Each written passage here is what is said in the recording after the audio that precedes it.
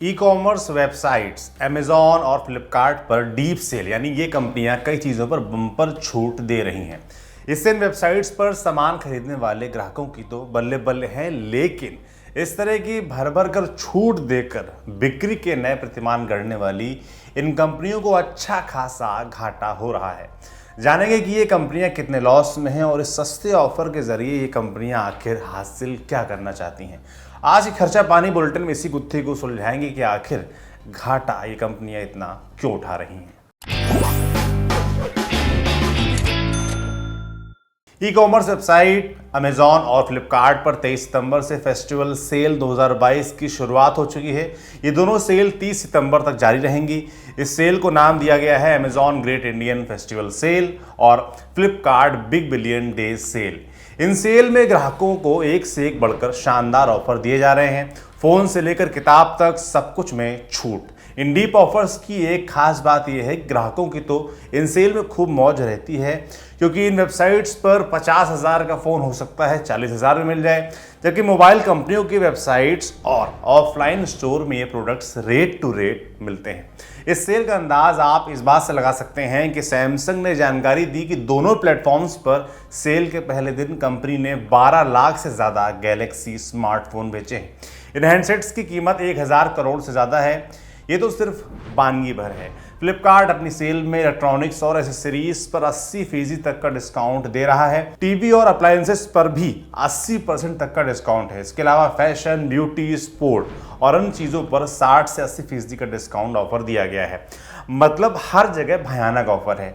अब सवाल उठता है कि कीमतों में इस अंतर की भरपाई कहाँ से होती है। 50,000 के एमआरपी वाला फ़ोन कोई 40 में बेचे तो 10,000 का घाटा कोई तो उठाएगा। इसको घाटे मुनाफे के हिसाब से समझिए। समाचार पत्र बिजनेस स्टैंडर्ड में बिजनेस इंटेलिजेंस फर्म टॉफलर के हवाले से छपी एक खबर में कहा गया है कि अमेजॉन सेलर सर्विसेज ने अपने प्लेटफॉर्म पर सामान बेचकर वित्त वर्ष 2021-22 में 21,633 करोड़ रुपए का कुल रेवेन्यू जुटाया है। यह आंकड़ा इससे पिछले वित्त वर्ष यानी 2020-21 से 32% ज्यादा है, लेकिन कंपनी ने वित्त वर्ष 2022 में 3649 करोड़ रुपए का शुद्ध घाटा दर्ज किया। हालांकि ये घाटा वित्त वर्ष 2021 की तुलना में 23% कम है, लेकिन मोटा माटी कंपनी अब भी भारी घाटा उठा रही है। अब फ्लिपकार्ट के आंकड़ों पर भी नजर डाल लेते हैं। वॉलमार्ट के मालिकाना हक वाली इस कंपनी ने वित्त वर्ष 2020-21 में 43,357 करोड़ रुपए का रेवेन्यू जुटाया है, जो कि वित्त वर्ष 2020 से 25% अधिक है। अब आप कहेंगे 20-21 का साल क्यों? अमेजॉन की तरह 2021-22 का क्यों नहीं? क्योंकि अभी तक कंपनी के 2021-22 के साल की ऑडिट रिपोर्ट अभी तक सामने नहीं आई है। वित्त वर्ष 2020 के मुकाबले कंपनी का शुद्ध घाटा 23% कम हुआ है, लेकिन कंपनी फिर 2,445 करोड़ रुपए के शुद्ध घाटे में थी। इस बारे में हमने अपने सहयोगी पब्लिकेशन बिजनेस टुडे के पत्रकार अर्नब दत्ता से बात की। आइए सुनते हैं। देखिए, इसमें दो बातें हैं। एक तो कंपनीज जो मैन्युफैक्चरर है, जैसे कि आपका फोन का मैन्युफैक्चरिंग होगा, चाहे वो सैमसंग हो, शाओमी हो, कोई भी ब्रांड हो, तो जब ये इस टाइप का जो चार पांच जो आपका स्पेशल फेस्टिव ऑफर चलता है, अमेजोन का हो या फ्लिपकार्ट हो, लगभग एक ही टाइम पे दोनों का चलता है। एक तो फेस्टिव सीजन में नवरात्रि के टाइम चलता है, दूसरा दिवाली के टाइम चलता है, तीसरा आपका 15 अगस्त के टाइम चलता है। तो इस टाइम ना इनके साथ अलग से टाई अप होता है उनका, जो सो दैट वो थोड़ा डिस्काउंट में खुद भी दे सके ताकि सेल ज्यादा हो। बट उसके ऊपर भी फिर अगर डिस्काउंट में देंगे तो फ्लिपकार्ट अमेजोन में सब जगह सेम प्राइस में मिले, पर वो तो होता नहीं है। तो उनके बीच में भी कंपटीशन है। जैसे फ्लिपकार्ट हो गया आपका, वॉलमार्ट का जो कि यूएस बेस्ड है, सबसे बड़ी जो फिजिकल रिटेल चेन है वॉलमार्ट का है, वो उनका है फ्लिपकार्ट आज के दिन में। और अमेजोन तो सबको पता है, दुनिया की सबसे बड़ी ई कॉमर्स कंपनी है अमेजोन, जेफ बेजोस का फाउंडेड हुआ। सो इनके बीच में भी कंपटीशन है। अभी फ्लिपकार्ट का बात करें, उनका भी सेम सिचुएशन है। तो उनका रेवेन्यू ज्यादा है फ्लिपकार्ट से, अमेजोन से हमेशा ही ज्यादा था। अभी FY21 तक का उनका नंबर आया है, जो कि 43,397 करोड़ है, 43,397 करोड़ है। 25% बड़ी है FY20 से। पर उनका भी अगर आप प्रॉफिट देखेंगे, बॉटम लाइन देखेंगे, तो उसमें भी अब घाटे में ही चल रहा है। FY20 में 3,150 करोड़ का घाटा था, बट FY21 में घाटा थोड़ा कम हुआ है, बट अभी भी 2,445 करोड़ का घाटा है।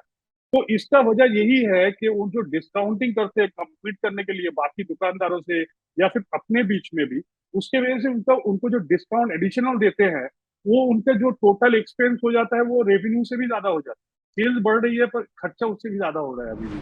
अब समझते हैं कि आखिर ये ई कॉमर्स कंपनियां घाटे का सौदा क्यों कर रही हैं। मार्केट एक्सपर्ट का कहना है कि ई कॉमर्स कंपनियां ज़्यादा से ज़्यादा ग्राहकों को अपने पाले में करने के लिए घाटा झेलने को तैयार रहती हैं। उदाहरण के लिए, जब अमेरिकी रिटेल दिग्गज वॉलमार्ट ने 2018 में फ्लिपकार्ट का अधिग्रहण किया था, तब भी कंपनी ने कहा था कि उसे हाल फिलहाल फ्लिपकार्ट से मुनाफे की उम्मीद नहीं है। प्रोडक्ट्स पर छूट देने के अलावा ये कंपनियां विज्ञापनों पर भी भारी भरकम राशि खर्च करती हैं। ये कंपनियां सेल्स वॉल्यूम बढ़ाकर कस्टमर बेस अपना बढ़ाती हैं। इस तरह का फंडा 2016 में जियो ने भी अपनाया था, जब कंपनी पूरे भारत में फ्री में 4G इंटरनेट की सुविधा दी थी और फ्री इंटरनेट के लिए बड़ी संख्या में दूसरे मोबाइल ग्राहकों के कंपनियों के ग्राहकों ने जियो में अपना मोबाइल नंबर पोर्ट करा लिया था। इसी तरह अमेजॉन और फ्लिपकार्ट जैसी कंपनियां भी ग्राहकों को लुभाने के लिए डिस्काउंट देती हैं। कई बार ये कॉमर्स कंपनियां ही सारा घाटा नहीं झेलती हैं, इसमें प्लेटफॉर्म और वेंडर दोनों का रोल भी होता है।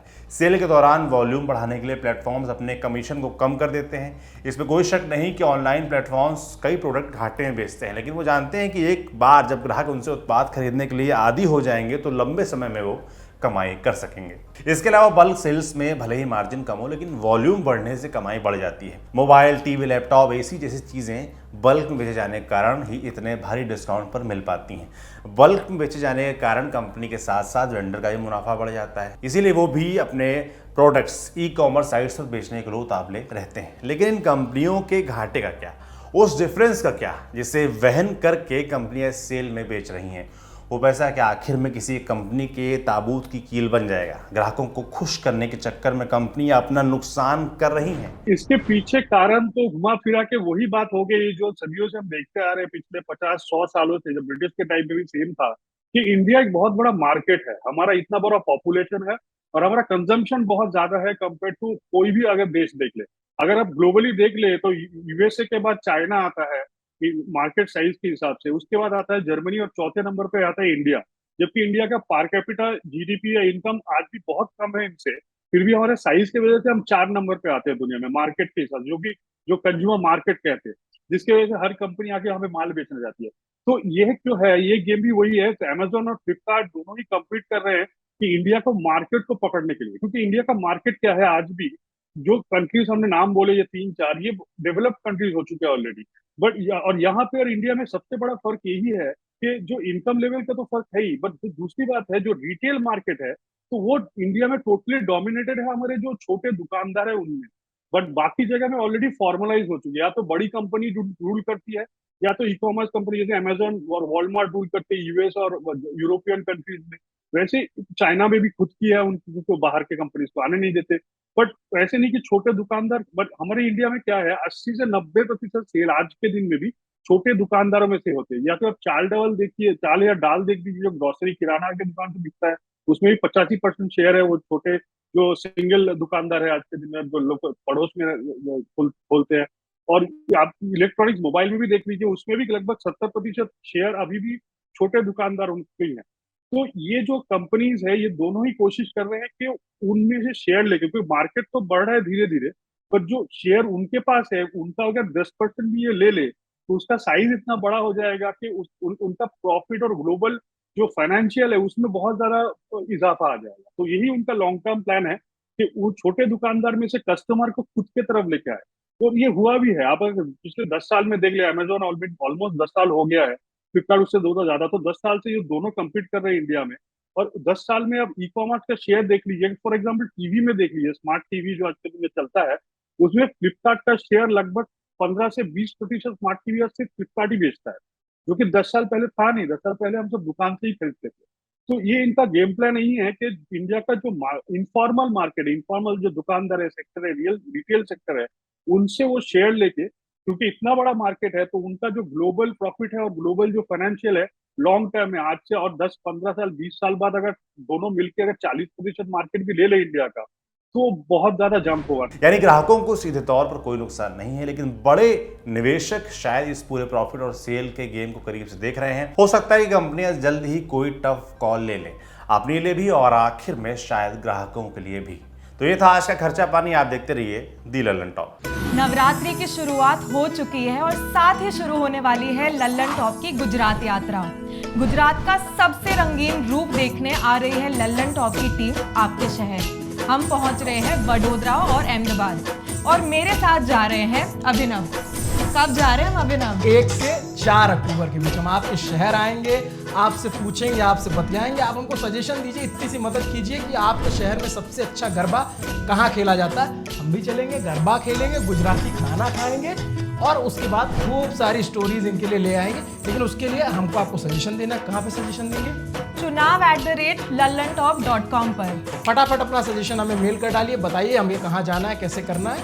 आपके बीच आपका लल्लन टॉप आ जाएगा। जल्दी मुलाकात होगी।